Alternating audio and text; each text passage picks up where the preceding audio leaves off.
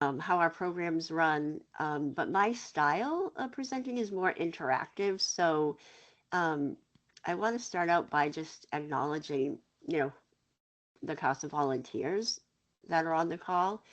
Um, I was a CASA volunteer, so I get it. I understand what the complexities are of being involved with such um, life situations that these children are dealt with, and how very often you're the one consistent adult voice advocating for their well-being, right? It's not small work and it's very emotional. So a lot of what I'm hoping to do is connect with um, the topics and the concerns that these particular youth in this community are dealing with, whether it's chronic stress or things related to multiple transitions or attachments, disruptions, and different things within their overall system that may feel overwhelming to them, because that's really um, kind of the lens of the children in this community. So, with that in mind, I want you to think about the kids you're working with, think about the things you do as I talk, because I don't want to just tell you stuff that won't resonate or that won't help you with your specific casework. So, I just wanted to start with that.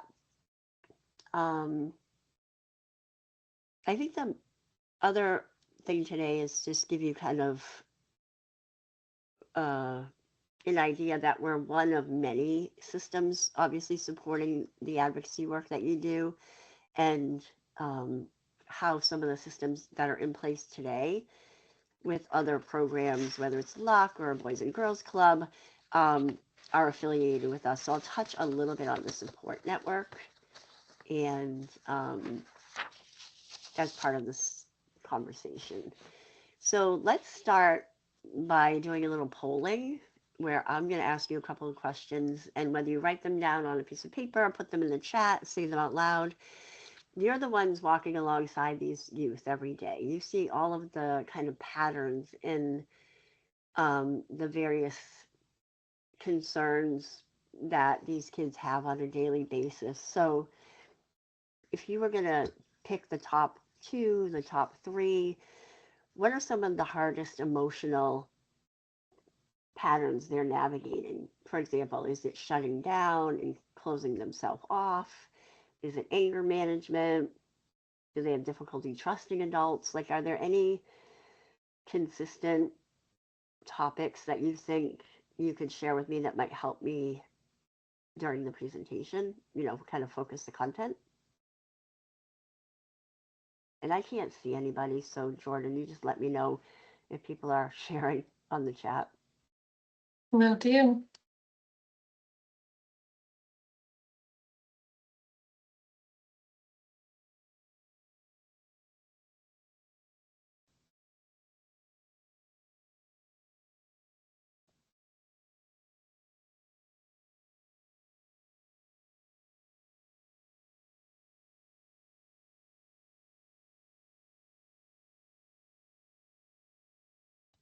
I don't see anything in the chat. Does anyone want to unmute and share? Old Bev in the chat said difficulty trusting adults. And Emily said trust in adults and any institutions, self-confidence, emotional regulation. Good ones. Yeah, those are great. So I think that's good for me because we're all on the same page. I feel like the topics that you're bringing up are things that we see here pretty consistently on the farm. So, of course, I haven't given any detail about that yet, but we'll get into that now. So, basically, the farm really focuses on understanding the individuals and understanding the behaviors and supporting them where they're at, not trying to fix them. A lot of people think, oh, go to the farm, work with the horse, get fixed. It's not how it works. So, the intention of the horse is really to help the person, in this case the youth, navigate those hard things. And you will probably be like, what is she talking about? Because that seems like a weird job for an animal to do. But horses are actually prey animals. So here's some fun facts coming your way. What that means is their survival depends on them reading subtle cues in the environment, right? They're constantly scanning for things, watching each other breathe, looking at posture, looking at muscle tension, and all this different emotional energy.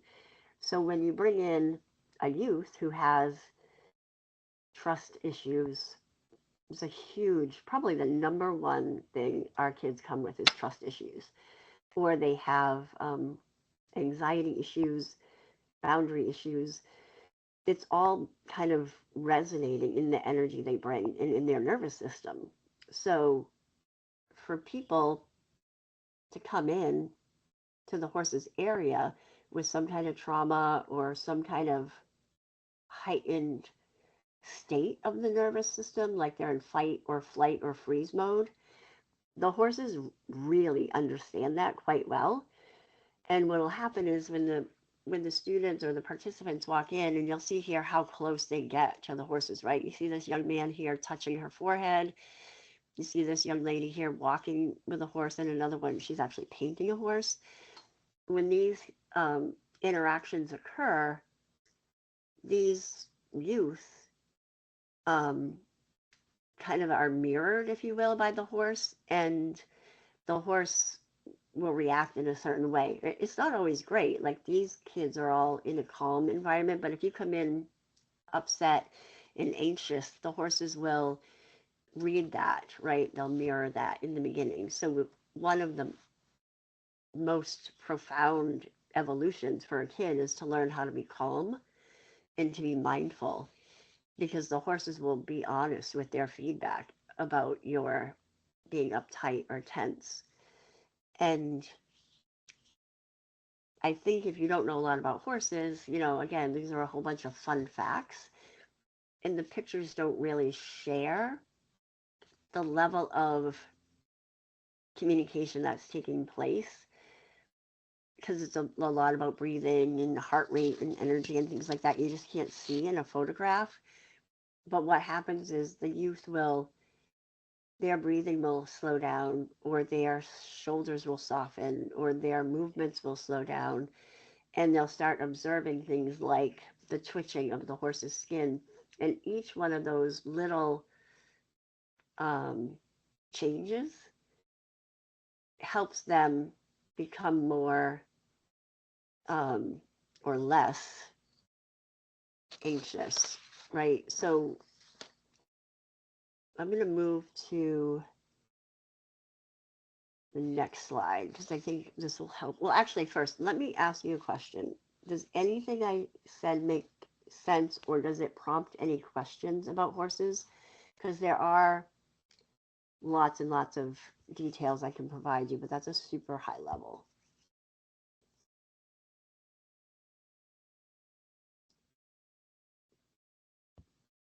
I'll give you two of the most popular questions.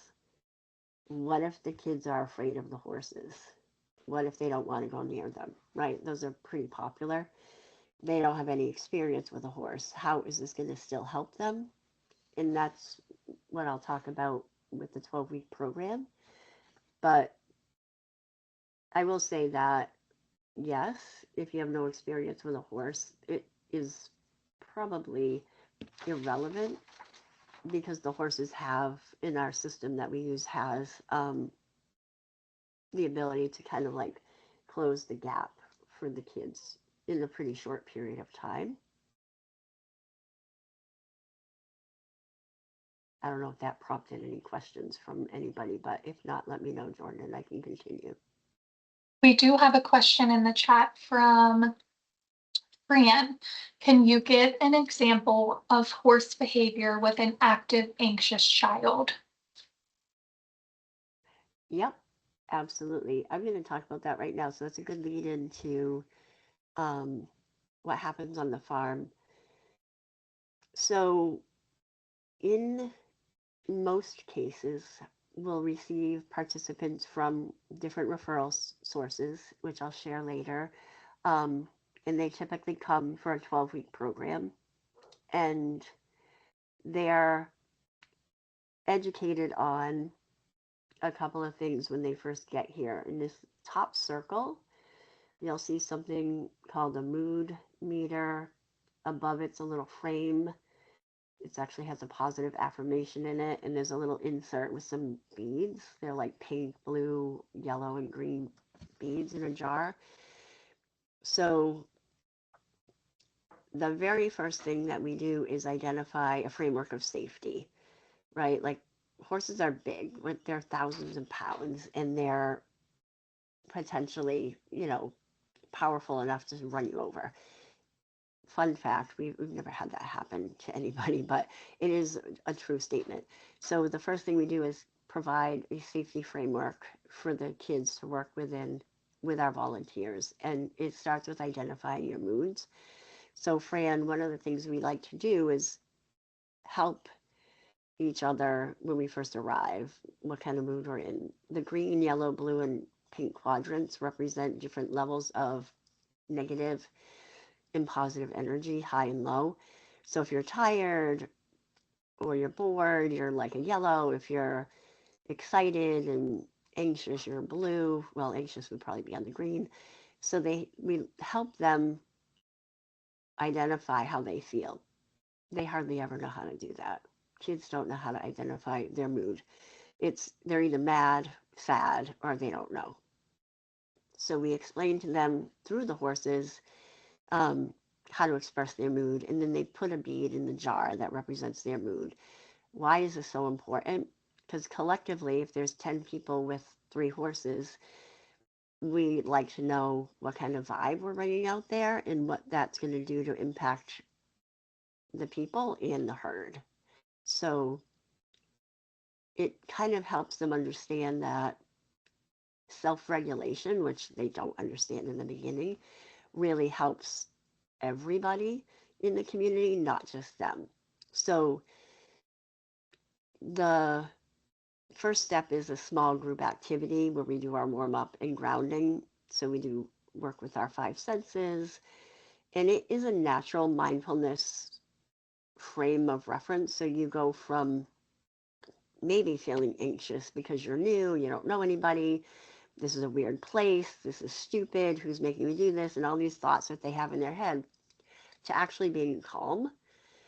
So there's not a lot of times that the kids leave the centering activity and go to the barn riddled with anxiety. And when I say riddled, I mean like at the front of their mind. The kids still have anxiety. It's just been softened a little bit.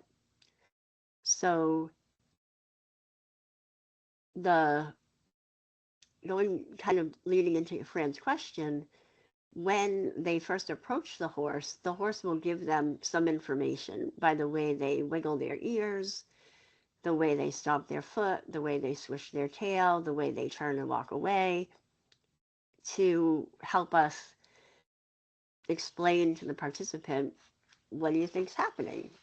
It looks like she is swishing her tail or she's turning her head. What do you think she's feeling? So they learn, even if they don't get to touch the horse at that moment, they learn how to start reading that communication strategy that the horse is showing. So we call them cues, horse cues, and they're pretty straightforward. If I go back to this photo, this horse, I don't know if my mouse is cursoring over, but there's a girl with glasses walking with a horse, and the horse's head is down low, kind of bent. Her ears are floating a little bit out to the side, and you can't really see her lip, but it's super relaxed. So this particular image shows a very comfortable relationship. Up here, this horse in the top right has her eyes are practically closed and her ears are practically, we call them Yoda ears, out to the side, because this particular participant has really a super bond with her. So again, pictures don't tell a lot, but these tell a couple of things to the participants. She's relaxed, and she's happy.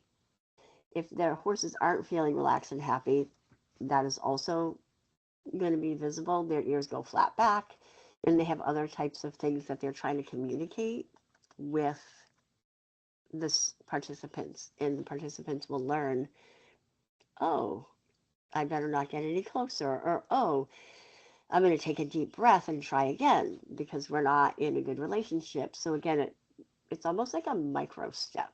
It helps them understand that what they're bringing to the table is sort of coming across to the horses not fun. And then we give them some techniques to help them lower their anxiety or regulate their emotions in a different way. Sometimes they walk away and take a couple deep breaths and walk back. Other times they just take a deep breath and keep going, right? Like it depends on the level of the age and the level of confidence that the kids have. So we always say you can work inside the fence, outside the fence, which means right next to the horse or not. And the other thing that I think is really important that doesn't show up in any of these photos is they observe the herd, meaning the horse-to-horse interaction, which can actually be quite, I don't want to say funny, but it's when the kids first come, they're like, what the heck is she doing? Because we have one horse that gets really excited and she rolls on the ground like a dog. And they're like, why is she doing that? So what happens is they get really fixated on the herd behavior, and they start losing their amygdala, and all their cortisol starts to go down, and they start to calm down just by watching what's happening in the farm. So kind of going back to the framework, there's 12 weeks. Each week we do these same 4 things. We open, we work with the horses, we talk about our connection and reflection, and then we close. And each week looks different because if the weather's different, if the horses that we work with are different, if the people's energy is different, it all comes swirly whirly together. But in every case, there's an opportunity to be able to focus on emotional awareness and regulation. There's an opportunity to focus on relationship skills.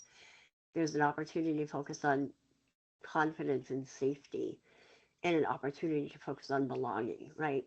When you first come somewhere, you have this like, no thank you, fear glazed over, I don't think I can do this. But after the kids work with the horses, usually after their first visit, they want to come back. After their second visit, they're excited about something that they're doing that they want to learn more about or do again.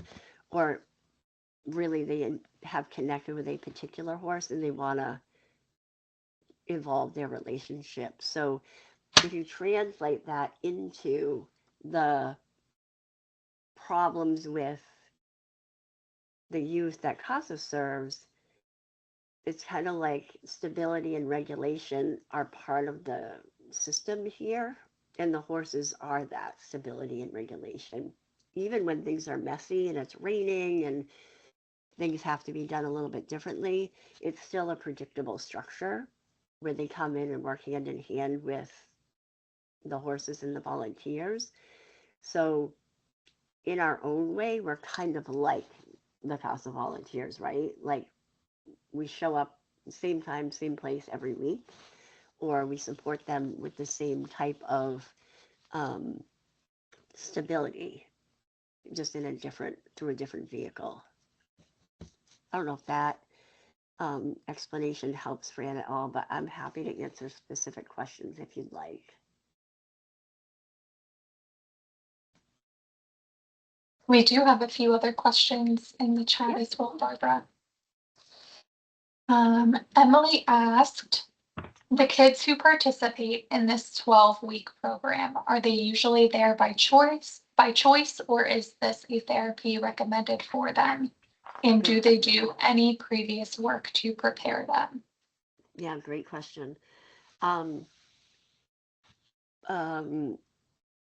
Both. It's yes and yes. So some are here by choice. So they may have a referral. They're in school, they have a therapist they work with, and their therapist says, you love animals, there's an opportunity for you to join this program. I think it might help. The kids will agree to it. We have other kids that come in through more of an administrative process in their school, um, anger management, bullying, this, that, and the other thing, and they're learning how to profile themselves as this not so great um, type of person by living up to the expectation of being a bully. They've had reports written on them. They've had DCF helping in some way, shape, or form. They don't want to be here, but they're coming to kind of show that they're invested in trying to get their behavioral issues under control.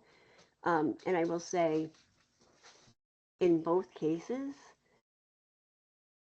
when they're here, the behavioral issues that they display in their other communities, whether it's anxiety or anger, they don't typically show up. Um, it's kind of baffling a little bit because my volunteers will say, this is the profile you gave us, but we're not seeing any of that here. When she's working with the horses, she's this, she's that. I just let them know this is what I've learned about this person. So, um, especially the anger management issues, we've had a handful of kids come with profound anger issues, and not once have we seen them peer to peer, peer to volunteer, or to the horses. So it's weird.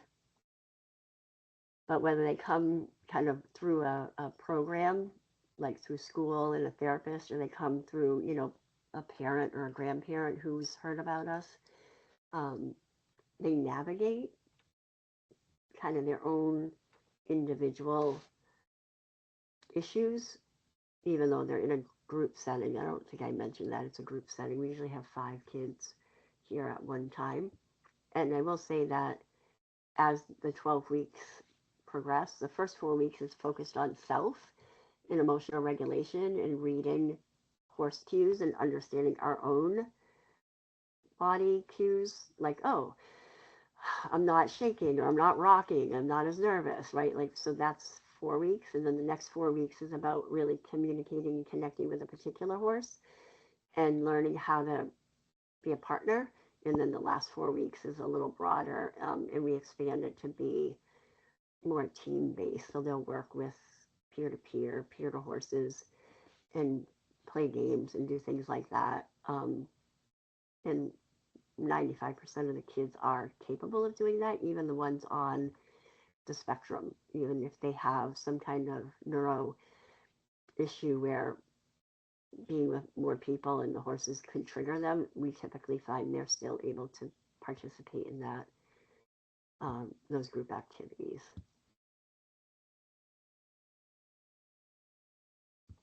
That kind of leads into one of the questions, well, two of the questions that we had in the chat. Fran and Bruce asked around the work of horses with autistic children, as well as children who are nonverbal. Yep. So we've had, and we do offer tours so that the support people who are helping the nonverbal or autistic community um, decide, like as a group, right? If the support team is like, wow, this is great, it's a lot easier for them to trust the system versus just coming and doing the 12-week program. So most of our families will come for a tour and kind of assess their um, child's emotional self. So like I just had this happen 2 weeks ago. We had a tour, um, and the I think she was probably like an 11 or 12-year-old girl. She's nonverbal, or low level communication, but her emotional sort of tone of voice, the way she interacted with her body language was so clear. And actually, she came through directly through the family, but DDS, Department of Developmental Services, is providing her the scholarship to come because this particular young lady is really seems to be good with the animals. That's like her way of coming out of her shell. And we didn't know all this when she came in. And at the end of the tour, she was with a larger group of people who were participating. And she actually did her mood and said how she felt. And her mother was like, "What the heck?" She just participated in a group activity and used words. So, and she had only been here for 45 minutes. So it's, again, this is like something that just happened a couple of weeks ago, but it feels like the tour really helps the supporting group understand the level of benefit that the individual would receive. And I will say one other story about autism. We had a high functioning autistic young lady. I think she was maybe sixth or seventh grade, so 11 or 12.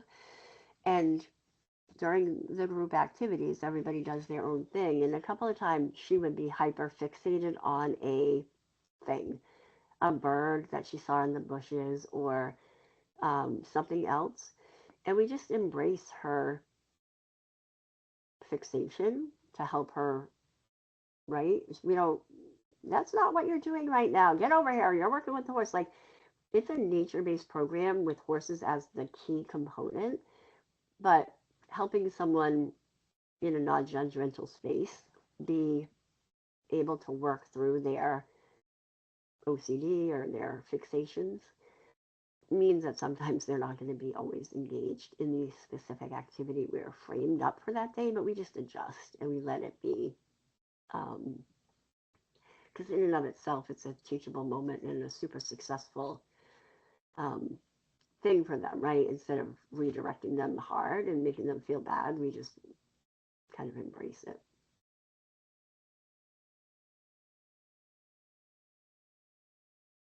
And it looks like we have one more question in the chat.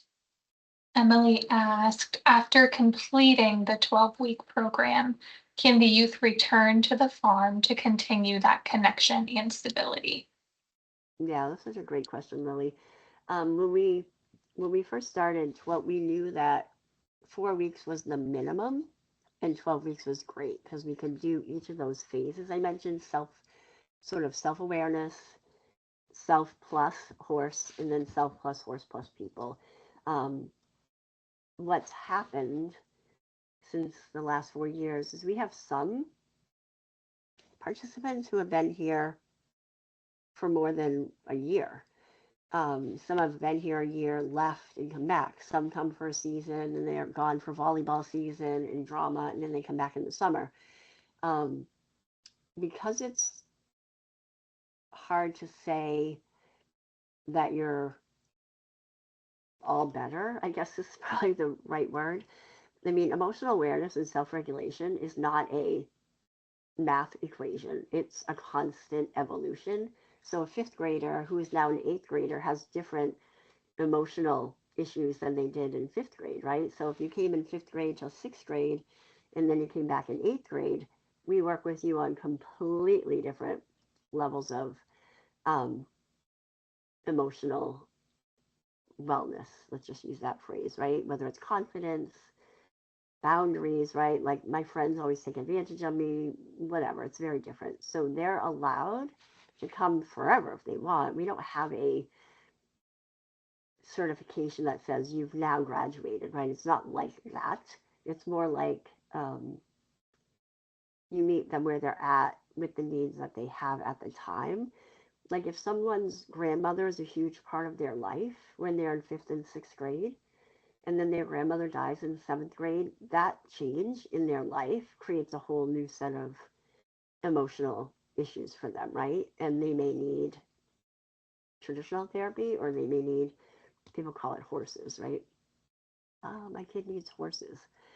So there's no end game. And to that point, my volunteers, we have a high rate of return because the therapeutic effects that the horses have on our participants are effective for all of us that work here. So some people again, they come for seasons, but they don't leave because it's good for their health too.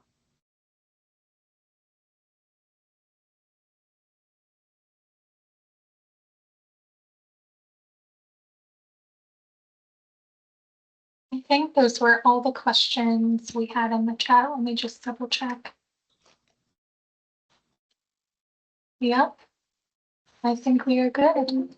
Okay, awesome. Yeah, so again, like not such an easy subject to look at in photographs. It's way easier if you're here live, but this is one of my favorite photographs. This young woman down here has just accomplished something with her horse that she had been trying to do. And she is a flight kid. When she gets mad, she throws the lead rope, she walks away, right? And that's not the behavior we get excited about. But at this moment, she's like, oh my gosh, I did it. And um, you can see, I mean, her eyes are closed, but you can see the expression is so exciting. And then over here, you can't really see the participant's face, but they're working on giving her a new level of communication and connection by teaching her how to walk the horse around these cones. So you'll see one volunteer, two volunteers, and a participant. I'm just going to shift gears for a minute to talk about our overlapping communities because I think one of the things that might make this easy for some of the folks in the CASA community, volunteers and otherwise, is that we work in a similar bubble, right? Like I work with folks at DCF.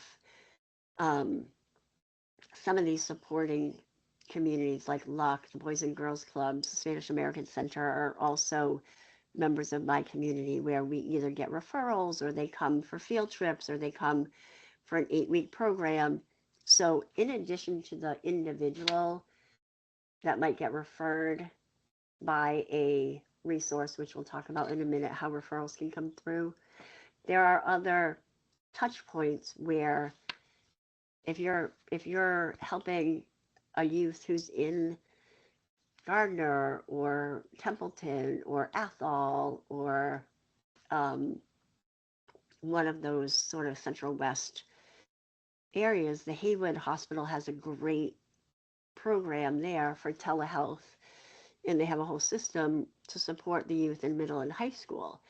So those kids can be serviced therapeutically by many different channels, but for us, the Haywood team provides transportation and scholarship for their school districts that they support to come to us, right? So if you're a CASA volunteer in those same districts, they might be a great referral source or a funding source, right? It's great when we can get a transportation and a scholarship because transportation is hard for a lot of people.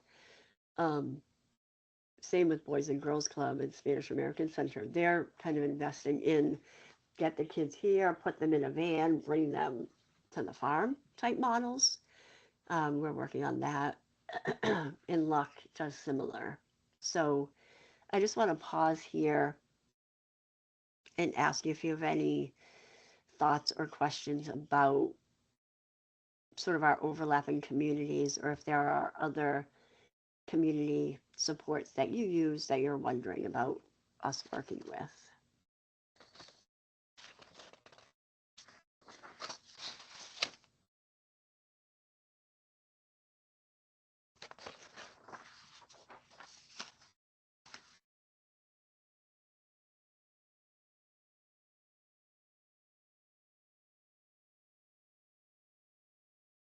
All right, Jordan, I'm going to shift into like our small group discussion, if that's okay. We can come back to this because this will come up again when we talk about referrals. But I want to kind of lean into what Fran and others have been trying to do, which is pick maybe a use case or a snapshot of, I'm going to make one up, but if you guys have others you want to talk about, I'll say a 13-year-old girl in foster care, struggling with both anxiety and anger. It's resonating out loud in school and in her therapy. And this particular individual has inconsistent placement, minimal trust with adults, and basically you've been working with them. And what I'm curious about is in your current framework, what support would you be considering, and how might you consider integrating the farm into a plan for a kid like that? And it's really just to brainstorm and talk um, about what works for you today, and for me to help guide what might work if you were to refer kids to us. Like, are there things from a relational support or skill building support that you refer them to today, or are there systems that you work within today? I'd be curious to hear.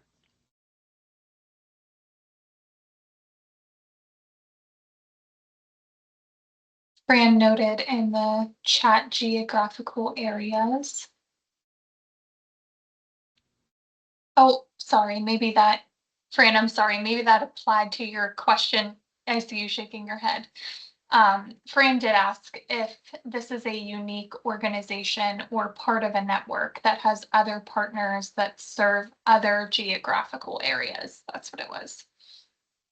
So our farm has its own model for, and our own system for doing equine therapy, but equine therapy is a framework that has a few different institutions, I guess you could say, that offer farms to implement equine-assisted learning or equine-assisted therapy. So PATH International is one, EGALA is another one, and these institutions are international, and you can be a member of them. So my farm does stuff my way based on my learning and my I use a mindfulness framework. Other farms do things, and we do no therapeutic riding, nothing like that. Other farms do things that are more comprehensive. In addition to the mindful learning, they do therapeutic riding and things like that as well. So it's kind of a yes with a condition. There's a ton of different types of equine therapies out there. In our geographical area in Central Mass, I don't know of any that do what we do. There is one in Gardner called Roots, Roots, Roots. They are focused on specifically youth who have been using at-risk behaviors and leaning towards drugs and alcohol, and they call it an intervention program. They're trying to avoid people getting into addiction recovery system by putting them into like a program called Roots, where they can intervene rather than help recover.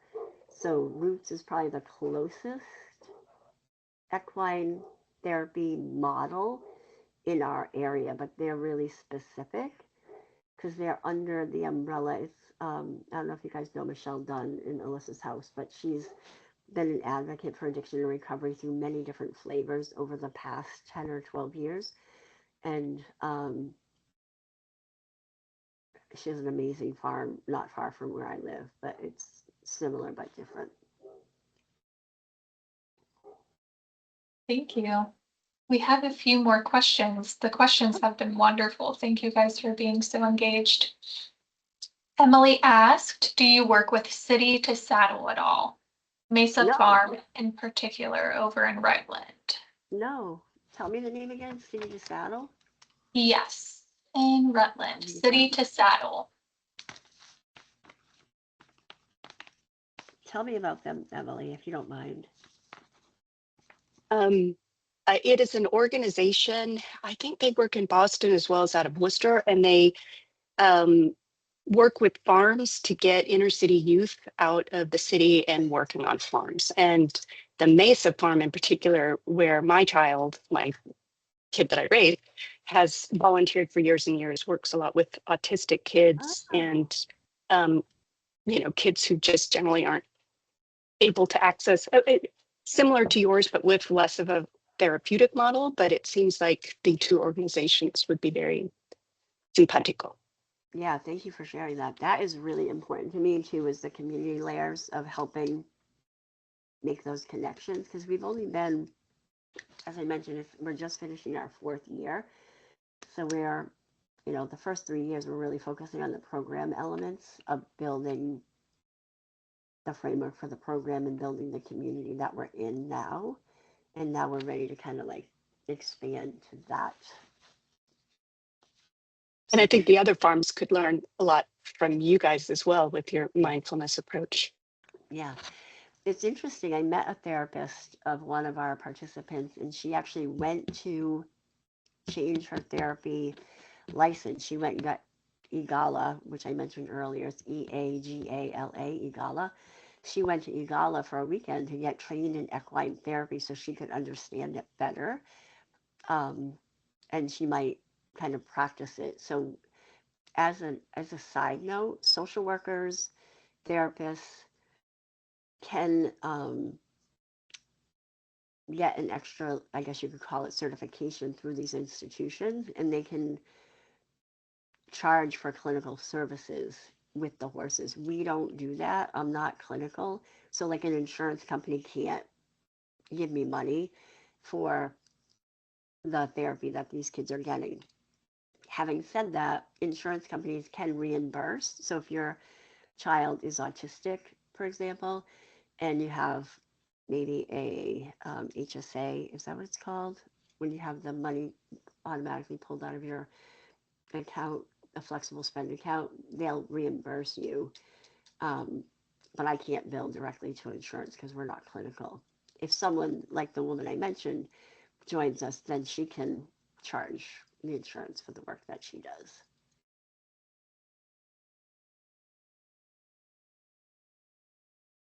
All right, and I see one more question in here asking if you guys have programs for adults. I love that question. In the current program that we have today, we have 3 programs. One is our youth program, and that goes for kids ages 6 to, let's just say, 18, because that's when you become an adult. And then we actually go all the way up to age 22 for that program, but they are adults at that point. And then we have an adult with cognitive challenges program, which is a little bit different. So they're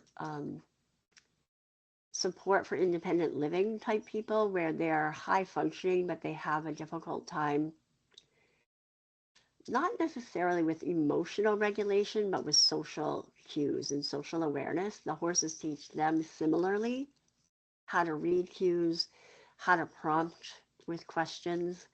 So if you're not good at communicating because you have a social emotional barrier, the working with the horses helps a ton. So we have that.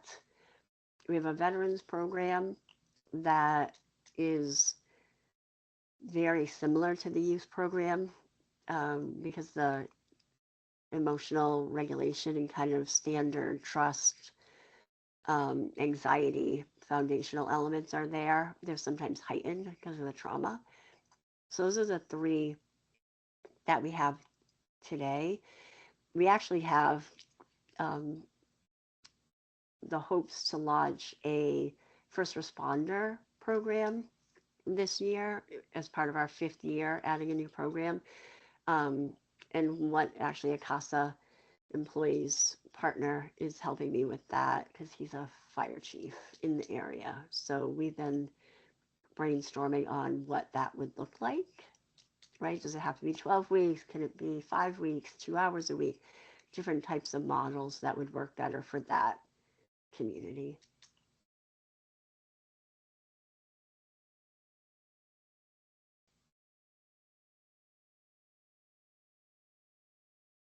Great questions.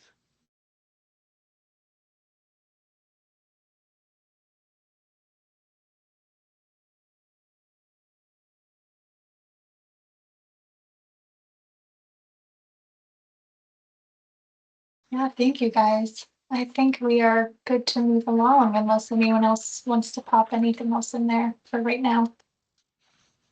Awesome.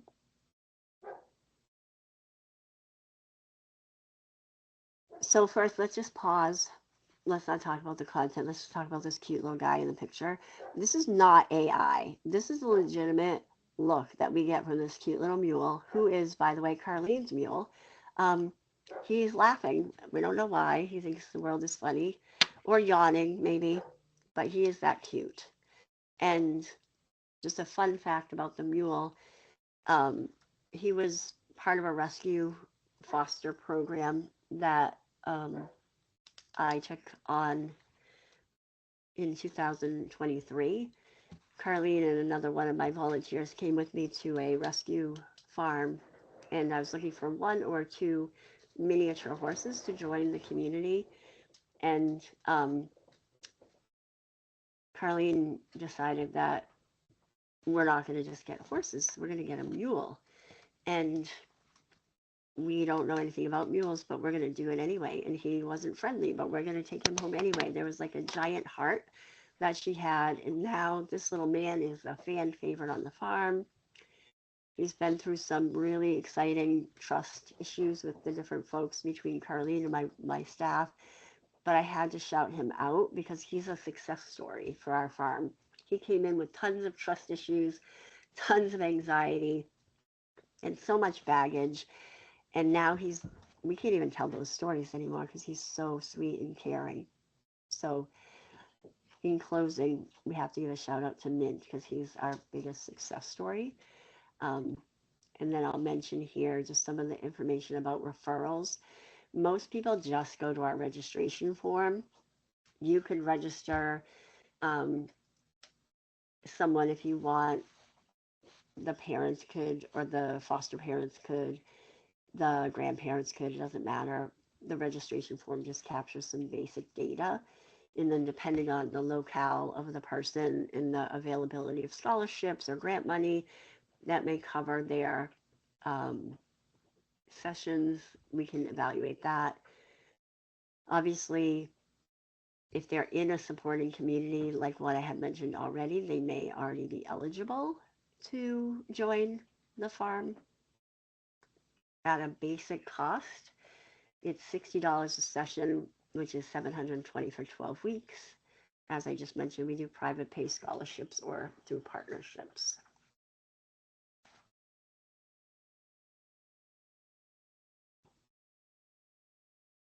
And I just want to sit on this last slide for a minute because this is really the most important thing for anybody to take away, is that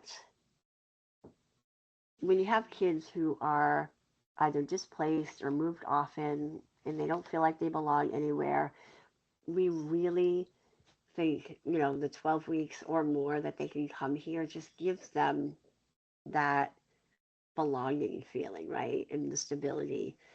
They go from, oh, I shouldn't have done that, I'm so stupid, to when do I get to work with her next, right? Like they become a member of the community. And again, whether it's 4 weeks, 8 weeks, 12 weeks, or longer, they feel safe, they feel seen, they feel part of a community, which then allows them to feel empowered. It is so cool. And this is one of my volunteers with my favorite horse, Emmy, and then this is another volunteer. Actually, she's a vet and a nurse working with a couple of kids here. So that's a wrap from my side of what I wanted to share with you.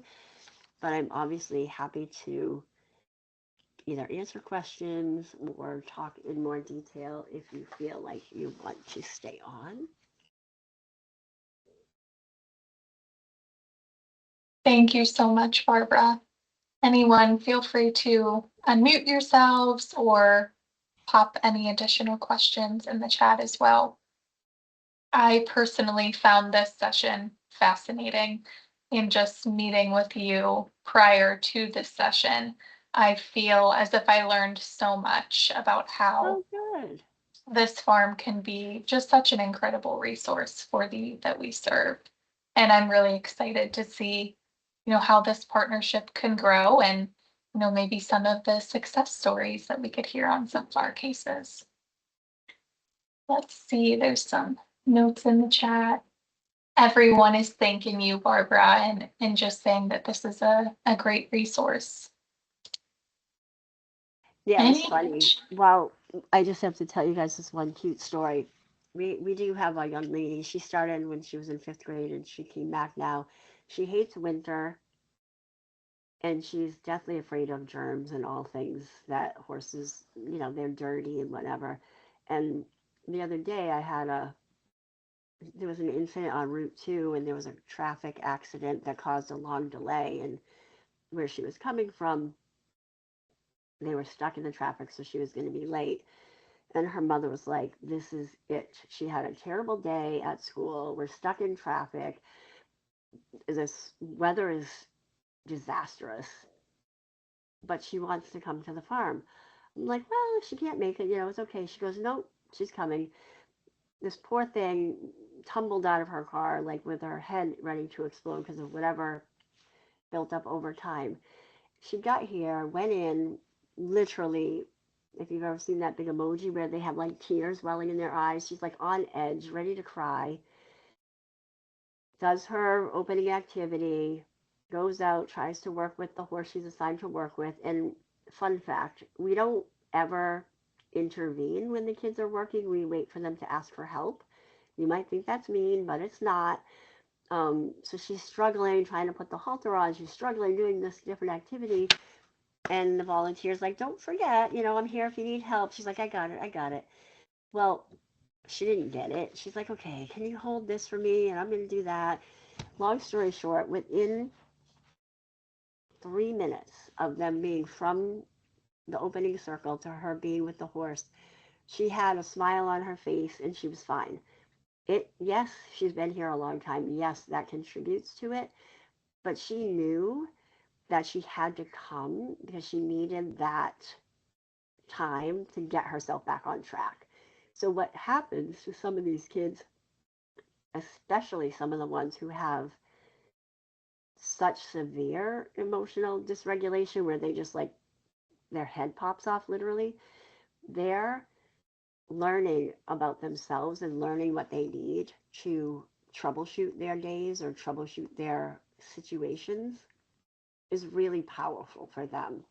And what I've seen, that's a very dramatic example, but what I've seen is kids literally feeling empowered because they know they can do hard things now and they couldn't before. And it's not about haltering the horse or grooming the horse, it's about the feeling that they have in their body of fear or anxiety, calming it down and getting to the other side of it and being able to cope. It is remarkable to see when you see it live, and really, it's really cool. So that's kind of hard to see again in a PowerPoint on a fixed slide, but I hope a little bit of that narrative helps you understand. The kids are not, they're doing the work themselves. You can say, "Oh, this is great, wonderful program. Thank you so much." And you're welcome. But all we're doing is giving them the tools so they can do the hard work. Barbara, I had a question about the tour. So my assumption is that tour is really you and the kid deciding together if this program is going to work for them. Is that accurate? So the tour has three components to it. One is us giving the farm overview, if you will. So they meet the herd, they see the environment, and then that's one part. That's my job, to do some education for the members of the tour, the kids, the parents, the support team, whomever. And then the second part is for them to kind of give us their, I don't want to say experience, but their level of comfort in different stages of the tour. Would you like to come close to the horse and touch the horse? Would you, and some of them don't like walking through the poopy paddock, right? So we share about us, we learn about them just by observing them or by what they're saying and doing. And then the third component is really about what their challenges are And that oftentimes comes before the tour. So the parent, the guardian, the therapist will say, person A has been XYZ, anxiety, trauma, grandmother died, trauma, moved across the country, whatever the different components are. And then we can use that information while we're doing the tour. Like we have one horse who's physically disabled and he has a lot of medical issues. If we have a young person who's had a medical trauma, a lot of times sharing his story helps them kind of feel connected to the farm, for example. Thank you. You're welcome. Yeah, I'll say of all the tours we've had, I can count on one hand how many kids haven't participated. And I'm going to be very honest. Most of the time it's because they're like, yeah, I don't really want to do it. And the parents are like, okay. Or their support team's like, okay. And they don't really set a goal. Like, well, what if you came for 4 weeks and you gave it a chance and la la la? It's like passive support. So they're not getting the encouragement from the adults in their community. And that's fine. But it's just a lot of the ones who say no, I don't want to say everybody says no, but I can tell you the girl who I just talked about right now, the first few times she came here, she was like, I have to touch the horse? I'm like, you don't have to touch the horse. No. We give treats to the horses, and she was like, oh, I don't think I can do that. Their mouth is so slimy, right? But their parents were like, or their support team was like, this is good for you. This is good. This is good. And obviously it is fine. So I think you can be afraid of new things, and the tour might not make you feel not afraid of new things, but your community can help you kind of say, lean in anyway.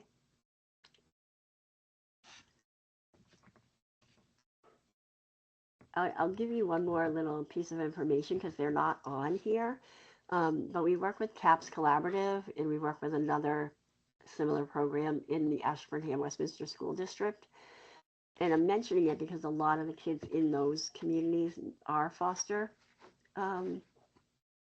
kids, and we have grants that allow us to support them during the day, during school, because they're in alternative learning programs. So they ride here on a van, they come here for an hour, they leave.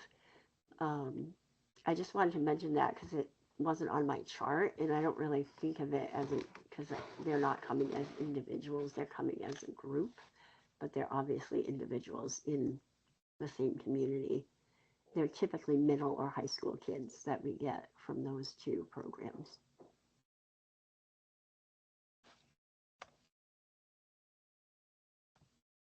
Hey, any other questions before we wrap up?